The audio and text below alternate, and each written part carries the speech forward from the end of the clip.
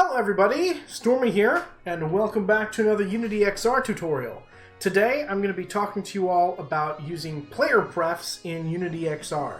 PlayerPrefs is a very simple system that Unity has already set up for us that allows us to save player variables no matter what scene we're in and call them from any other scene. So for instance, I have these Purdue hands right now, and I'm in the main lobby for the showcase.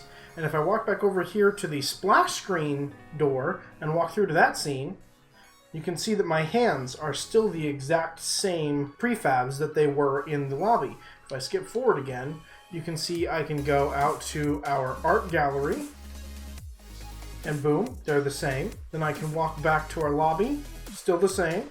And even if I go over here and enter our bowling scene from before, you can see, boom, I'm still using the same hands. And this works not just with these hands, but with any hands I switch to. So, for instance, if I switch to our smooth robot hands, and then go back to our lobby, boom, you can see I'm still using the same hands. And this is all because of PlayerPrefs. So let's head to the editor real quick, and I'll show you how to set this up.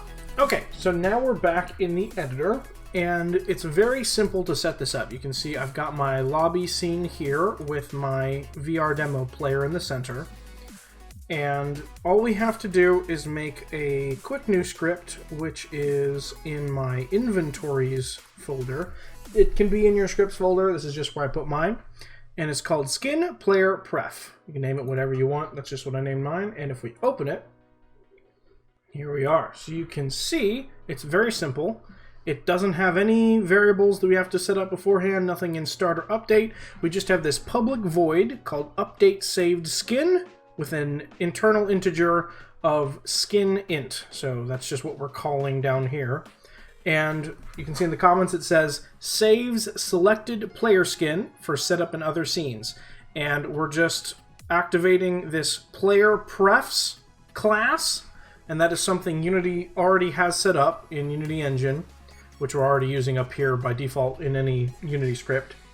And we're setting an integer value to .setInt, and then we're doing the string, which is the name of that integer, which we're calling global skin int. You can name it, again, anything you want. I'm just labeling it that so it's easier for me to remember. And then comma, and then the name of the integer that is being given to us from up here.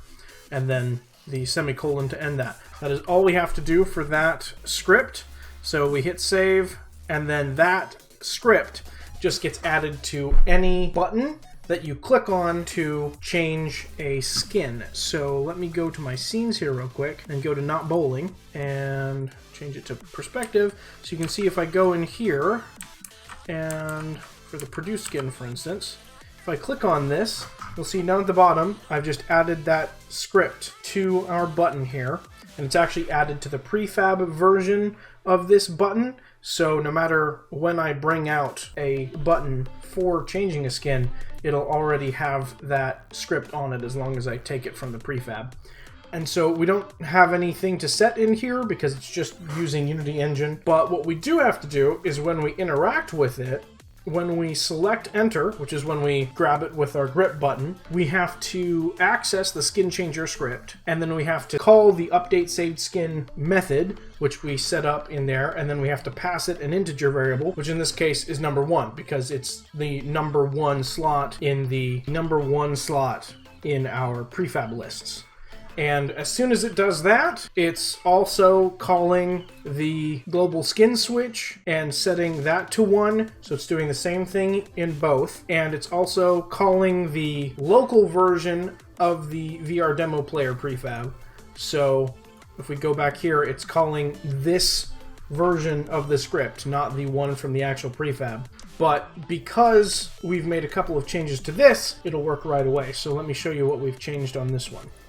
Alright, so we haven't changed a lot. We just added some stuff in the void start. Usually we didn't have to have anything in there, but because we want this to update via the saved integer that we made every time we load a scene, an easy way to do that is just void start. because every time we start a new scene, we're also starting up the VR player, and so this script is going to start right when you start playing. So in our void start, we have our global skin, which is the integer that's being used to cycle through the list of prefabs we've made, and we're wanting to set it as equal to that integer that we set in the other script. Then we're going to take the prefab lists we made and make them equal to the integer value that we just set, and then we're going to do this void down here, which changes the model prefabs on the actual interaction toolkit scripts themselves, and then performs the setup value to reset up for the new hand models. And as long as you have all of that code in there for those two scripts, it should work just like a charm. You don't have to write out to any text files or anything else.